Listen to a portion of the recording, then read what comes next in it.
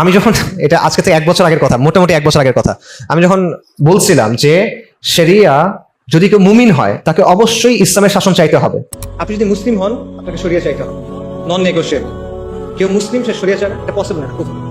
যেভাবে যে মুমিন হয় তাকে অবশ্যই নামাজকে চাইতে হবে, নামাজ পড়তে হবে, তাই না? অস্বীকার করার কোনো সুযোগ তো তার নাই। সে পড়তে পারে, এটা ভিন্ন কথা, এটা অন্য মাসালা, কিন্তু তার চাইতে তো হবে, সে নামাজকে অস্বীকার তো করতে পারবে না।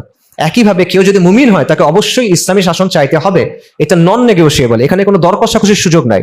এবং কেউ যদি ইসলামের চাইতে অন্য কিছুকে উত্তম মনে করে, আল্লাহর দেওয়া বিধানের চাইতে কেউ আরেকটা বিধানকে উত্তম মনে করে, আল্লাহর দেওয়া বিধানের চাইতে কেউ আরেকটা বিধানকে উপযোগী মনে করে, এখন আল্লাহটা খুবই ভালো কিন্তু এখনের জন্য অন্যটা উপযোগী, এটা যদি কেউ মনে করে যে দুটো সমান, এটা কুফর আকবর।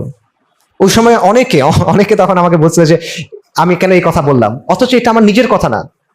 1400 বছর ধরে অসংখ্য বইয়ে এই জিনিসপত্র লেখা আছে, এটা ওয়ার্ড ফর ওয়ার্ড এরকম আপনারা বইয়ে পাবেন অসংখ্য, এটা নকল করার কথা, এটা আমার নিজের কথা না।